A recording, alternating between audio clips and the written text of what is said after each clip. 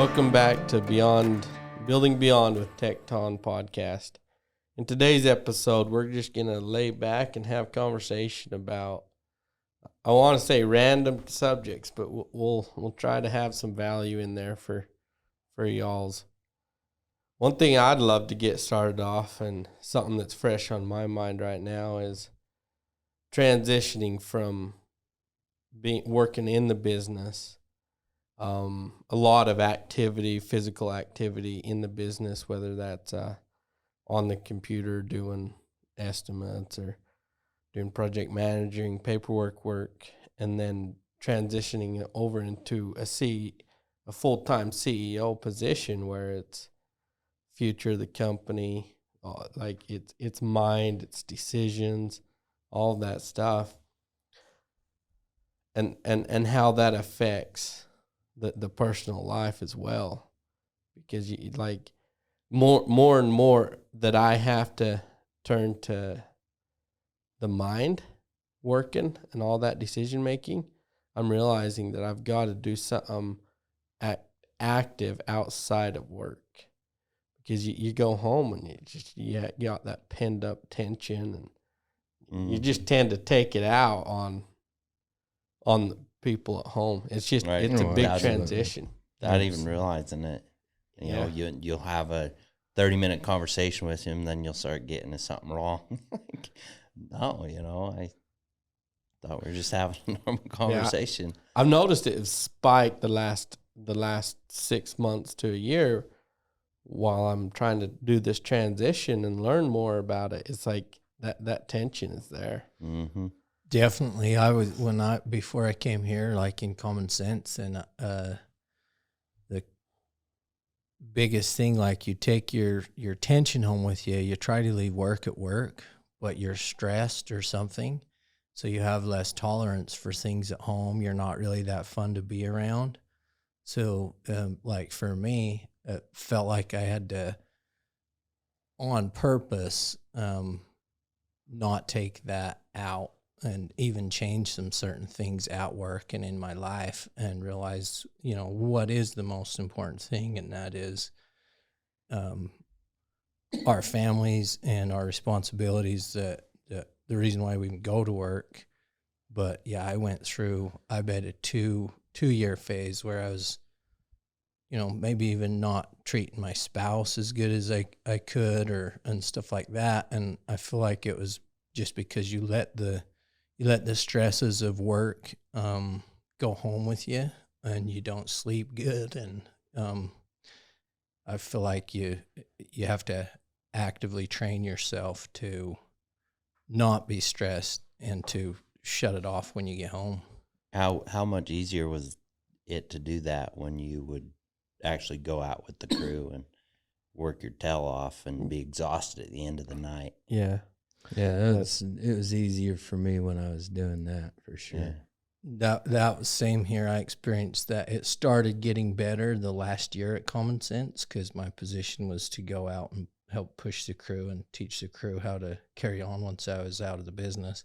So yeah, that made a huge difference. And I think that's kind of what Nate was alluding to. Like, as you change from working in your business and on your business, it's stressful, because you're worrying about, is the things I've left that responsibility to that person, are they getting done?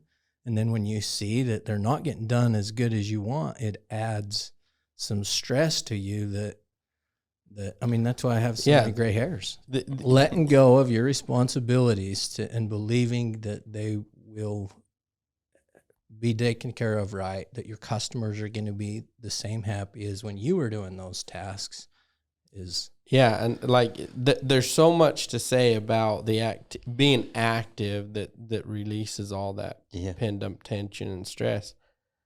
I'm getting closer and closer to realizing that the gym's probably something I'm going to have to do daily, like on my way home. Stop by for an hour. I hate the gym. What's the point of the gym? But now there may be a point to being at the gym. I know I'm not. I know I need to be to the gym, but yeah. I think the gym. My wife's a gym fanatic. She's pretty faithful. when she's got off of it a few times, and she just doesn't feel like herself and isn't really herself without going to the gym. So I'm a believer in the gym, and I actually need to get in there too. Yeah. So Tammy, she found a friend here in town that like last night we offered her to come to dinner. She was going to the gym to work out with her friend. It's pretty cool to see how faithful she's taking it on. She loves it. So maybe that's something that I have to turn to for that pinned up tension and all that. Like, Well, and let's not forget about personal health. I mean, active is the only way to stay truly healthy. You know, you can be skinny and unhealthy. You gotta. True. And and we could all use a little weight shed here. But Yeah, same.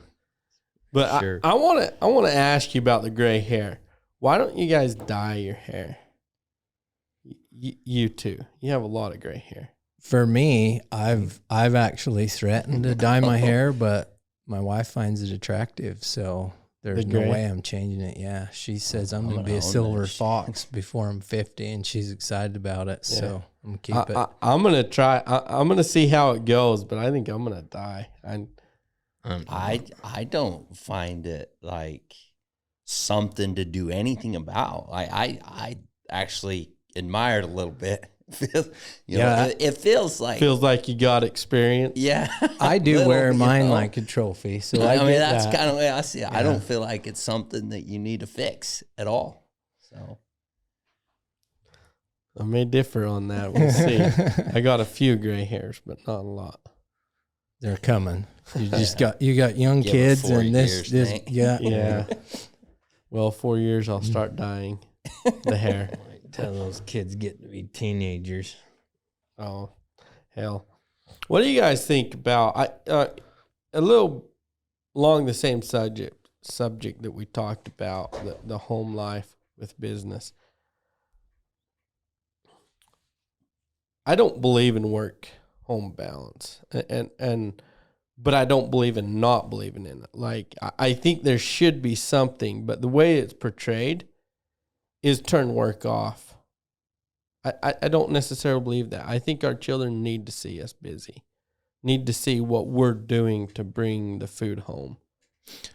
I actually 100% agree with that because of the work ethics that you don't find in families where everything they do with their parents is planned. Like I always try and get our kids to clean up after themselves, take care of their own responsibilities, and that's a battle in of itself. And if you don't do it at a really young age, then it's almost impossible to get them to do it. So.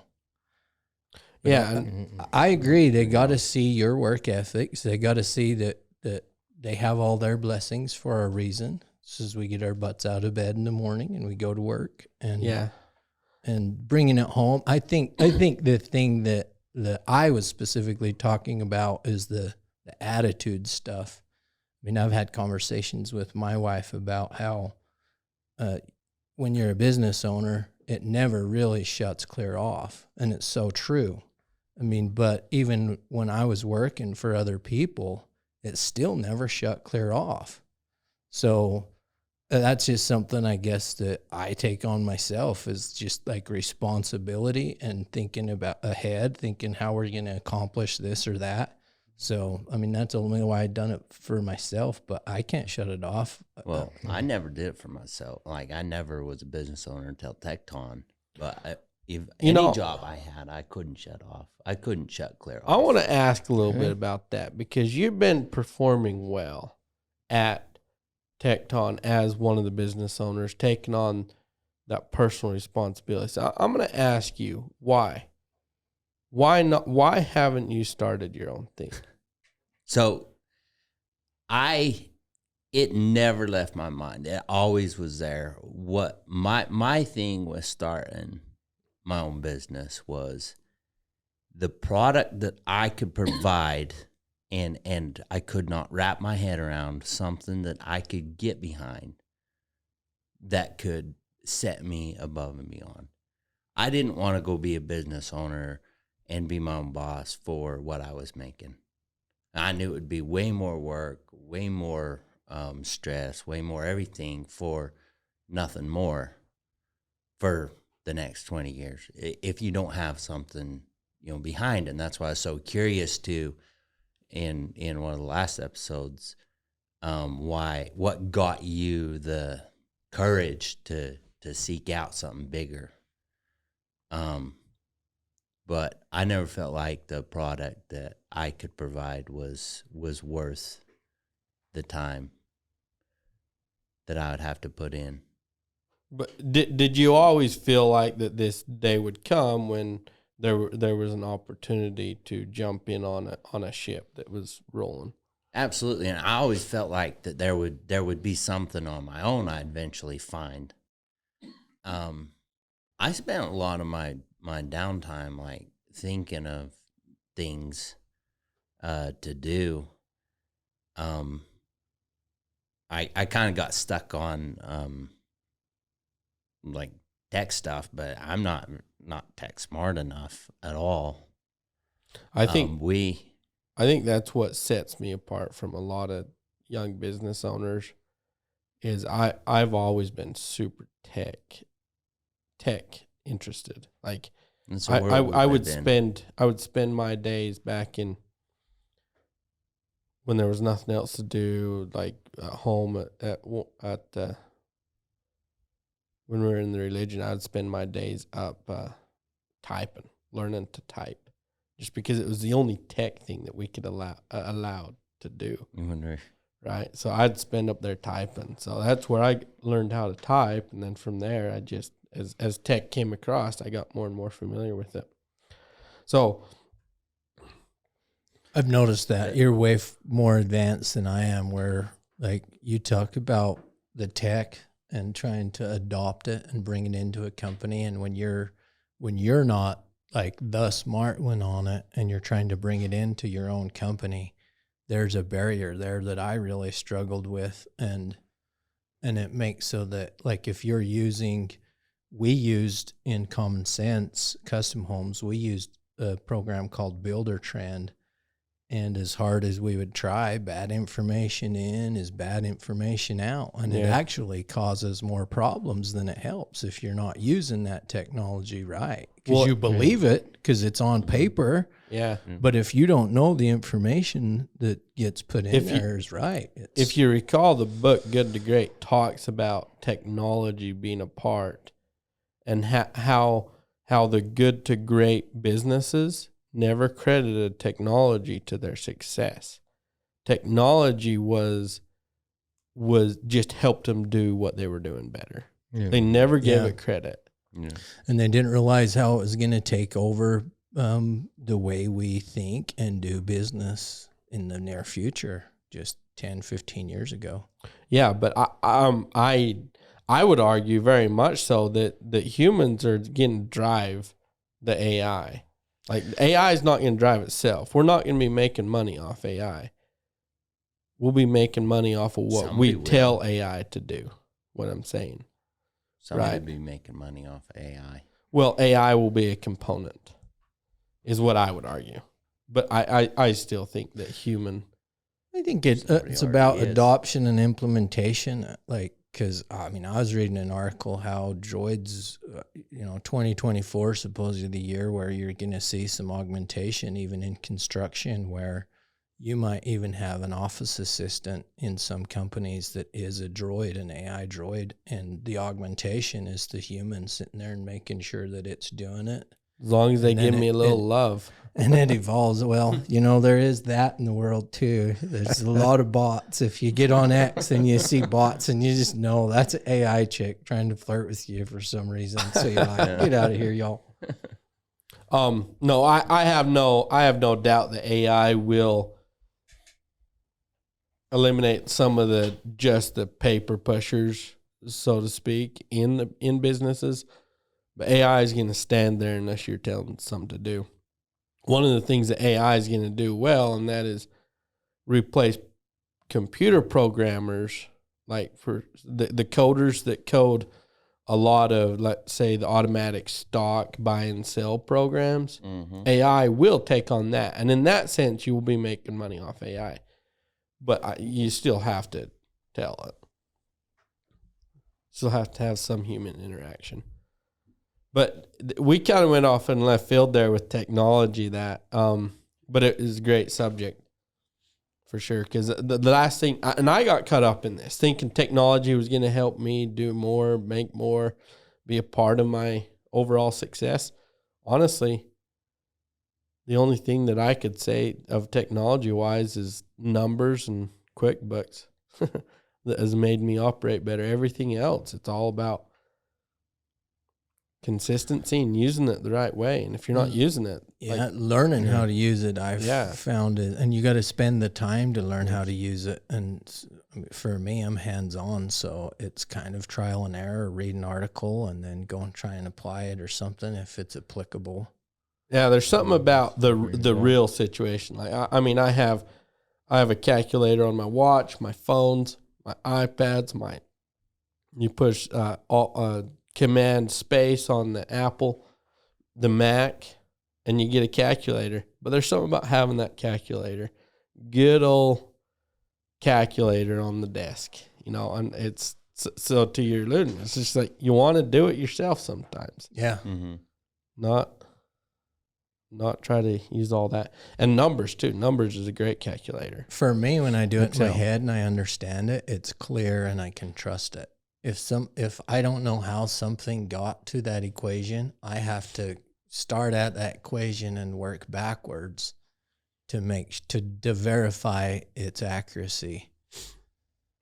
One of the things that, speaking of technology, that I became a magical genius at is when I started using numbers. Started using Apple products. And then everybody thought I was cool. And what they didn't realize is that I just did away with the Microsoft, the Excel. It's so much more complicated. All these little codings, computer codings that you have in Excel, it's all explained out in numbers. It's just super simple. So if somebody's struggling with Excel or Microsoft products, switch over to Apple. You'll be a genius. It's probably good advice. Yeah. I've never worked with Microsoft Word. It always confused me, but I've started catching on to numbers a little bit because I've seen so many of our programs in there and stuff. Yeah, I don't know. It's super cool, and it walks you through it in every step all the time. Yeah. It is awesome when you get one of those equations on numbers and you can just take and it's cool. That's one of my fun things when I'm breaking out jobs and what we're spending and stuff. I'll get lost hours in a number sheet. It's pretty cool. The problem is I'm not very organized, centered person, so it'd be really hard for one of you to read my sheets. But I think if you build a cool one that can help one of us, I think you should hey, this is what this does. This right. one equates this, and all explain what it is, and then give us the opportunity to learn it or use it. I would have to intentionally make it usable by other people. Because right now I just throw numbers together, throw a calculation in it. I don't section it out, name it. This is what this is, and all that. Which I need to do. I get that. Because then that would make it usable for other people. Yeah. Yeah. So, anyways, a few things about technology. Back to the home life balance, man. I really think that I'm struggling with that because I didn't ever want to speak of it. I really didn't. I wanted my family and Tammy. It's harder to get Tammy out of the business right now than I ever thought. But she's my wife, it's got to happen. She's damn good at it, and she does exactly what we want. Would you guys say She's not broke, great. Don't fix it. Yeah. Well, it's breaking our. That's what I'm saying. It's breaking our home life. Oh, right. But the only time she can do some of the work is when I'm home tending the kids. Yeah, and that was the she hard runs thing. off to the office. I remember when we started Common Sense Custom Homes, and my wife was going to be the bookkeeper and stuff, but she was going to school. We had a young family and a couple more kids on the way. It didn't work out very long for at all. Yeah. So One of the, if you're a family man, one of the biggest benefits of having partners and multiple partners is the quality of life and balancing the two. Like, you get a partner so that you can spend more time with your family.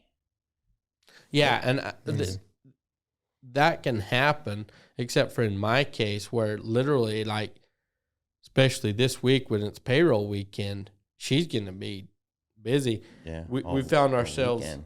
when we always find ourselves cuddling, talking about work. numbers. Yeah. Yeah.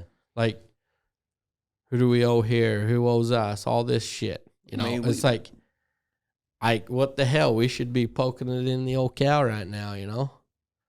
Not freaking talking about work at 10 o'clock at night, cuddling.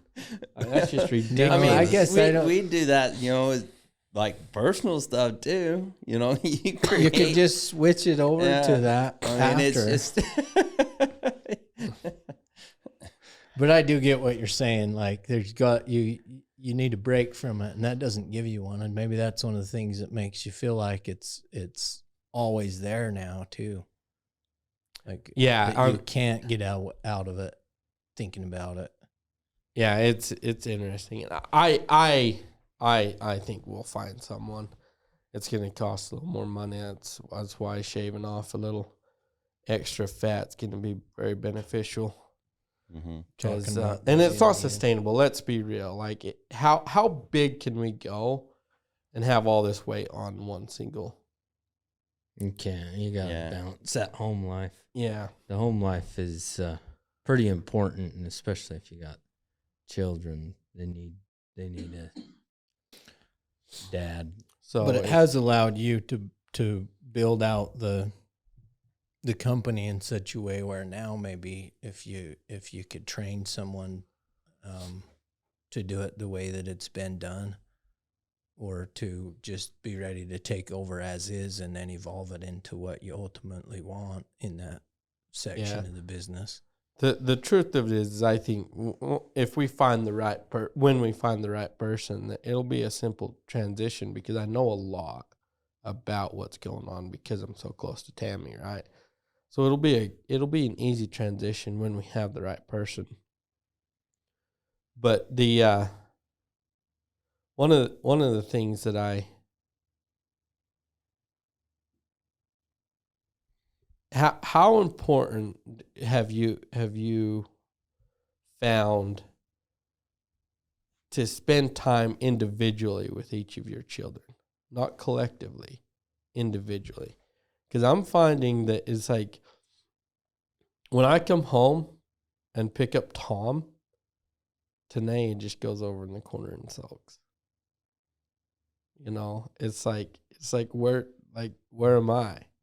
So, like, in your experiences, what have you found? Is it important to spend individual time with your kids? I think to a certain extent, yes. They're all different. They all have different characters and stuff, and you got to treat them differently. Every child's going to be different, so you have to adjust accordingly, in my opinion. It's like when you buy your wife flowers. If you do it every week, she's going to expect it, and it's not going to mean nothing. But if you just randomly do it and you only do it once or twice a year, that's the way I found. Like, I'll randomly take my kids, now that they remember, out on their own, and it means a great deal to them. At least they talk about it, and like my oldest, like she remembers back when she was 4 and stuff. I didn't always just make sure I spent alone time with each one, and I still don't, because I don't. You want it to be wanted. I want it to be wanted, and I think that's what people will remember when they grow up. It's not, if it's part of their life, it's easy to forget when something else comes up. Well, think about us growing up. We had a big family, and Dad couldn't take us all, so he did break it up and he did trade it off with like individual time. I mean, I don't remember spending just one-on-one time with Dad. One of the person I do. Like I was reading a billionaire's bio that he one end of one year he says, "What do I wish I would have done better last year?" And that was one of the things, spending individual time with my kids. So it started making me think about it and how my kids get jealous, but they're young. It's not like I'm bending to their emotions right now. They don't know what their emotions are, but it's an interesting. My middle daughter, speaking of like one-on-one time, so I'm kind of like Nephi. Like I don't specifically say, okay, this time it's one-on-one time. But when it comes naturally, it's like a big deal to each one of the kids. Oh, I get dad time, or I get mom time. But it's not something that's, well, with my wife, she does take them one at a time to like a show or an event or something where it's just one of them. But my middle child has started doing this thing where she'll come up and just hug. She'll make sure that the youngest two are watching. And my very youngest one, her name's Chloe, she'll get jealous really easy. But my 9-year-old daughter will make sure she's looking and come and just say, "My daddy," and just give me hugs just to piss off Chloe, who is our 5-year-old, and it works every time. And so I have to hug them both and say, "I'm everybody's dad," and stuff to settle things down for the little 5-year-old. But we all get a little bit of one-on-one time kind of naturally once in a while. That 5-year-old stage is the funnest. Yeah, I love it. Let's talk about ethics in the business, in life, whatever. We one of the things is just to me, as a CEO and founder that brought on partners and committed to partners of results, it's really important for me to think about, okay, what is ethics versus getting results? Like where's that line? And I think it'd be a great conversation. And how do you actually identify the results you're getting without a super deep dive too into that individual partner or partnership as a whole? Like, what do you measure that by? The ethics or the results? The results. I think results is just the results on the simple face is simply, were we profitable this year, and do we have work, and then the ethics comes in is, and you can always make a little money if you bend some ethics. There's ways to make a little if you bend some ethics. Bend some ethics. Your moral compass is in your own head to a certain extent. We all know right from wrong, like the bad shit. We know what the bad shit is, but to like the way we're talking, what Bert might see as dishonorable, I might see as perfectly fine. You got to take care of number one. I like to think that when it comes to morally ethics in the moral sense, is it injuring someone, or did you go against what you agreed to? Yeah, those two things. Like, if you didn't do that, I'm fine with it. But I kind of think though that's where there's like this. Did you agree to it? Like, did you make it clear that it wasn't an agreement, or like the other person's perspective and how you portrayed this? Say you're gonna justify doing something that one might think is unethical, but you feel like it's perfectly ethical. Well, but the other side of that coin, they may feel like you committed to something, but you got to know. One thing I would say about that, and I think this is a valid point. That's a valid point. then they need to come and negotiate. Like, they need to come and make their point. The problem is a lot of people will just crouch down and choose to just hate you instead of come and make their case, so to speak. Yeah. You know, And if they don't choose to come make their case, that's your justification. Yeah, and like- you're like, well, all right. all right, thanks for letting me screw you. Yep. The nice guy finishes last. you know, it's not even about screwing people. Like we see somebody that's famous and they take a deal, you know, via commercial or side with somebody that you don't like or you think is morally not right. And we choose to just rag on them, hate on them. And everybody does it. Everybody does it. And we're like, well, you got to think of all that money that they're giving him to do it. And trying to justify it. It's like, well, he makes, you know, enough of this or that or whatever, you know. It's not morally wrong to promote something, you know, especially like I said at first, we all Depends on what you're live our promoting. life between our ears. Yeah. You know, how you perceive this thing or company that's being promoted might be completely different than somebody's true beliefs on it, somebody else's true beliefs on it. You know? Yeah, and I think people like Kelsey and taking that Pfizer shit. I think that he's a perfect example of not giving a fuck. Yeah. You know, like he that's why I don't hate him, hate on him like the rest of everyone. I do. Like, that's enough. Is like That's enough for me to hate him. I'm done with him because of that. Like, you can't, with good conscience and common sense, go do a commercial for Pfizer after what they've done. You just can't. well, like not everybody has that same opinion. Well, they don't have that. I do. They don't have. Well, I guess it just So- goes back to you can show somebody the truth and they can just not believe it. Well, I mean, like what So credibility? how do you know that he's been shown the proof? Like if he turns a blind eye Okay, to DeMar it, then he Hamlin doesn't fell know. over on the field. What more proof do you need? And that's one of thousands and thousands of people. there's a But lot you're of people. acting, you're acting like nobody ever fell over with some kind of condition before. Yeah, but you're Pfizer acting came like out it with hasn't started happening at like No. greater numbers. I'm And he trying knows to make about a it. point. But he knows about it. That's So he doesn't That's care. what He you- doesn't care.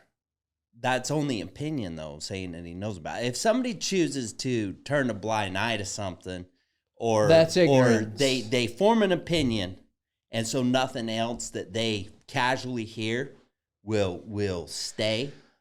I do it all the time with certain. Well, we things, did it with and our religion. We We wouldn't did. listen to anybody. Like, And- if they say, "Oh, this and this and that," you're wrong, and you're like, "Nope, that's on the shelf." Well, I prayed. I believe here's that's a great analogy. I love that. But here's how I liken something else. Like, we talk about the people that don't believe what we feel like is the truth, that those vaccines are causing all that. In the same sense, in the religion, we didn't believe that the screw-ups, the fuck-ups by the leadership is what's causing all the negativity in that society, all the failures in the society, until we did. exactly. And that's what I argue is, like, until it was proven in our own heads, we didn't believe it.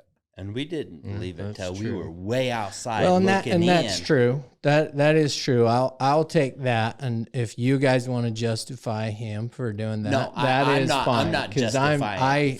think I have the same stance and you know, fuck Pfizer. yeah. I don't hate on it.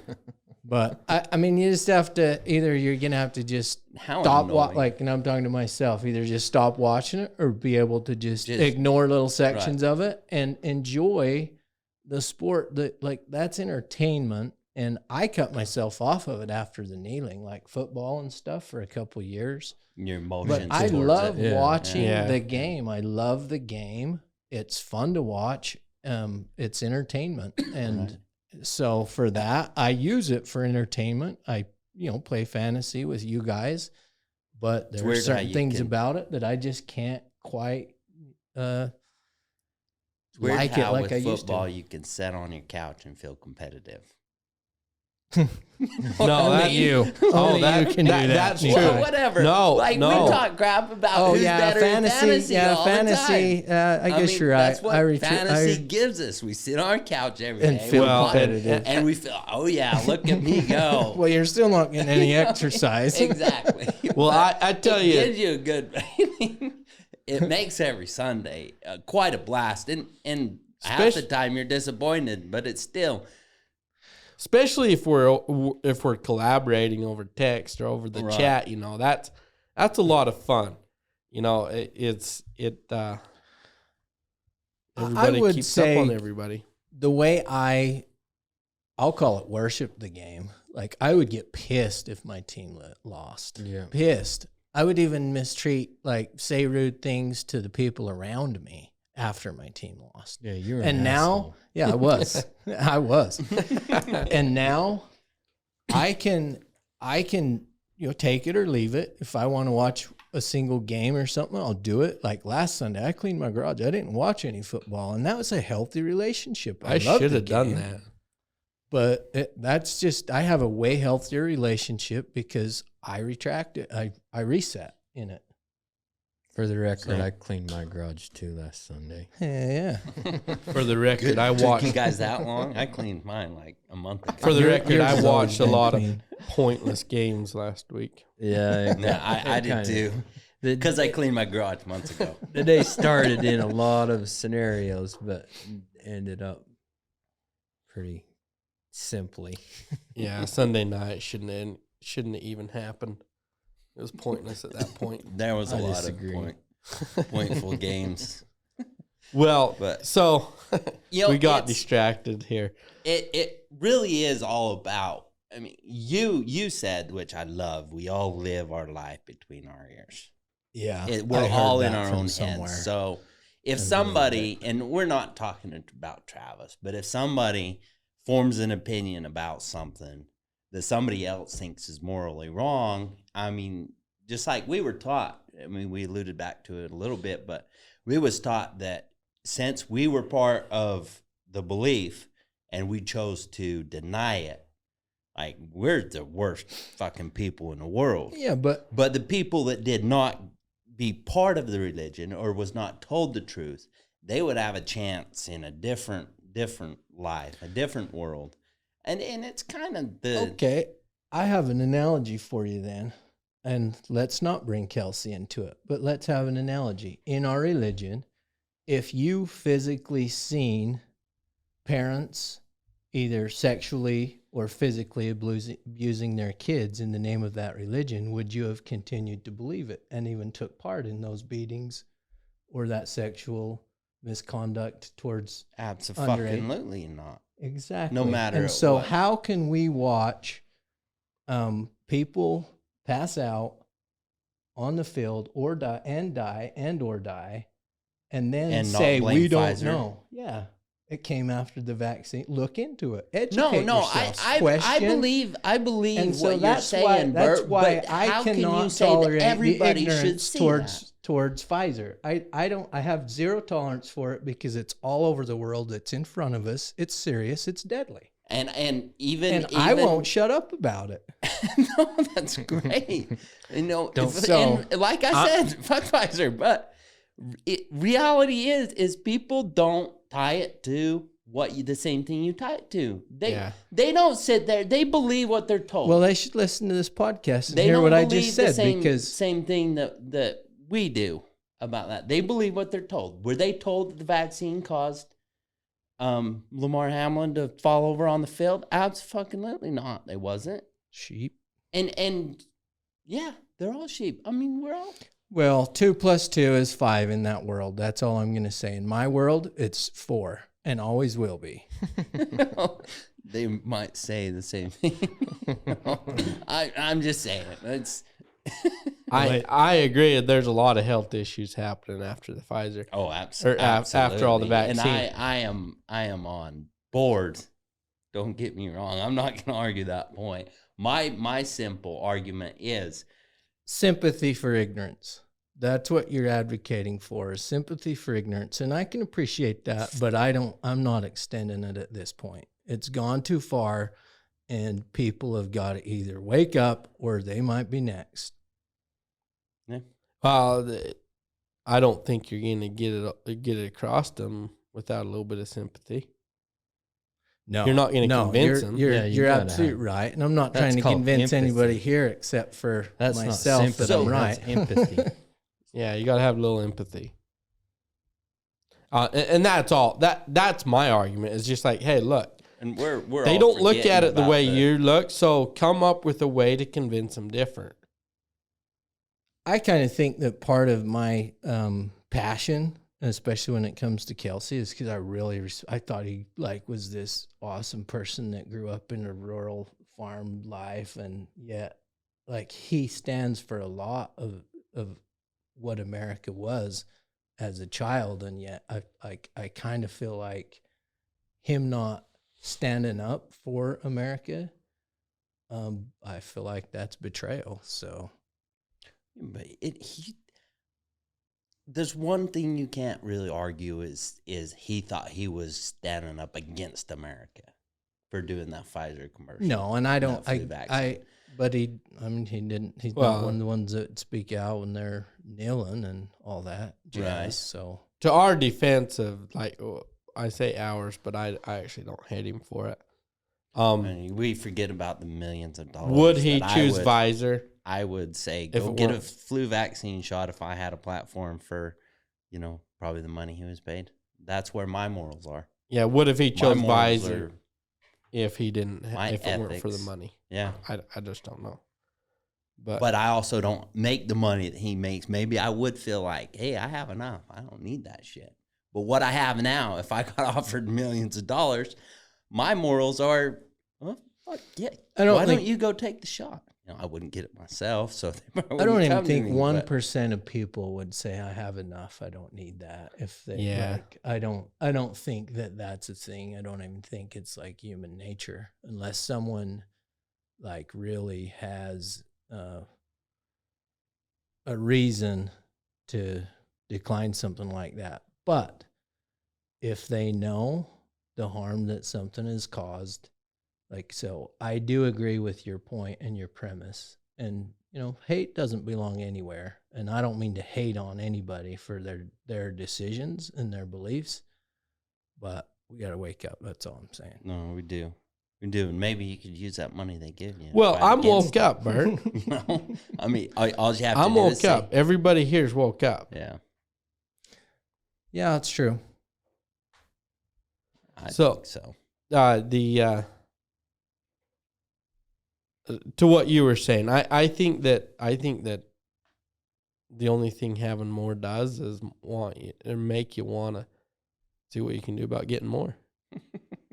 I mean, the truth of it is expenses go up. The wealthier you get, your lifestyle changes. The lifestyle changes, the expenses go up. So you actually, to maintain your lifestyle, you need more. Mm-hmm. Yeah, but bring it back to the ethics and the moral compass. There does got to be between the ears. Like I say, don't go back on your agreements. Yeah, and don't hurt anybody physically or mentally. Intentionally, right? Intentionally. Glad you added intentionally. What other ethics can not be argued? Not be argued? Yeah. That's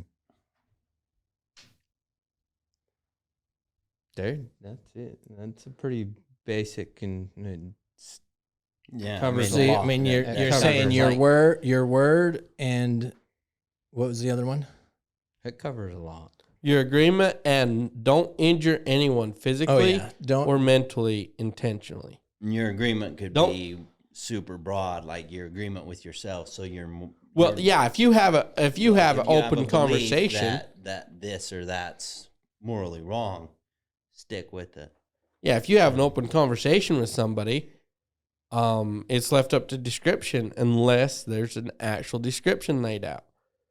So get to the negotiating table when somebody wants to break it.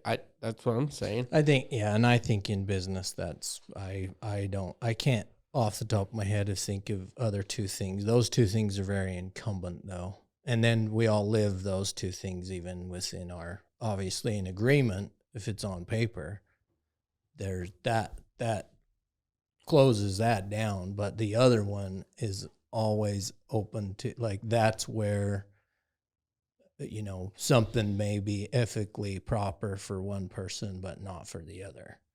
As far In a as the certain way. agreement? Like, the agreement. Like, no, I agree. Like if you're willing to make more for doing nothing than the person that done all the work, even though you done all the mental work and set up, and they're willing to do it for that and they're happy with it, that's just makes you smart. Like, that's how you make money. Make money by making decisions.